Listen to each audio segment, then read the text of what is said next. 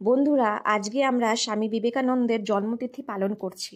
ওনার আদর্শ ছিল আত্মশক্তি, আত্মনির্ভর, মানব সেবা, প্রতিটা মানুষের প্রতি সহানুভূতি। উনি সব সময় যুব সমাজকে কর্ম করতে উৎসাহ দিয়েছেন, সৎ থাকার অনুপ্রেরণা দিয়েছেন, আত্মনির্ভরশীল হতে দিয়েছেন। একটা মানুষের পরিচয় তিনটে জিনিসে হয়। কি কি বলতো? একটা হয় তার কাজ দিয়ে, সে কি ধরনের কাজ করে। দ্বিতীয়টা হয় তার ব্যবহার দিয়ে, সে কি ধরনের আচার আচরণ করছে একটা মানুষের সাথে কমিউনিকেট করার সময়। আর তৃতীয়টা হয় ভাষা দিয়ে, বাণী দিয়ে, সে কি ভাষায় একটা মানুষের সাথে কথা বলছে।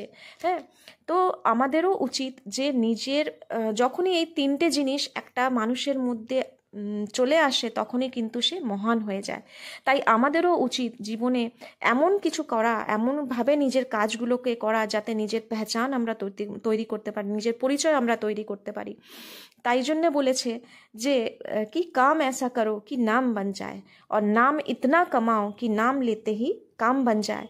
সেই জন্যে আমাদেরকে উচিত যে আমরা সব সময় নিজের চিন্তা ভাবনাগুলোকে ঠিক রাখি।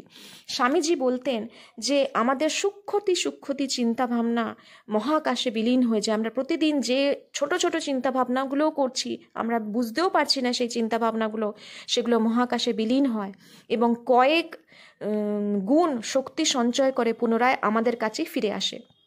তাই আমরা এখন যে রিয়ালিটি লিড করছি, প্রেজেন্টে আমরা যে পরিস্থিতি ফেস করছি, এগুলো সব কিছু কিন্তু আমাদের চিন্তা ভাবনার ফলস্বরূপ। তাই যখনই কোনো চিন্তা করবে, খুব ভেবে চিনতে এবং সতর্ক হতে হবে যে আমার মনের মধ্যে কি চিন্তা চলছে, কারণ সেটাই কিন্তু আমাদের রিয়ালিটি, সেটাই কিন্তু আমাদের প্রেজেন্ট তৈরি করবে। সেই জন্যে সবসময় ফোকাস থাকো নিজের রিয়ালিটিটাকে, যাতে আমরা আমার মনের মতন করি। যেমন ডাইরেক্টর কি করে, নিজের মুভিটাকে নিজে ডাইরেক্ট করে, সেই রকম আমাদের চিন্তাভাবনা দিয়ে কিন্তু আমরা তৈরি হচ্ছি। তাই নিজের চিন্তাভাবনাগুলোর ওপর সব সময় নজর রাখো। আর দেখবে প্রেজেন্ট মোমেন্টে যখন প্রতিটা ঘটনা কিন্তু দুবার ঘটে।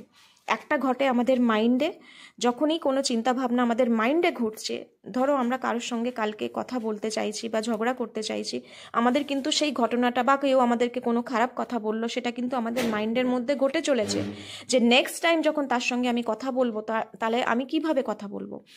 সেই জন্যে প্রতিটা ঘটনা কিন্তু পৃথিবীতে দুবার ঘটে, একটা ঘটে আমাদের মনের মধ্যে, একটা ঘটনা আর একটা ঘটে রিয়ালিটিতে।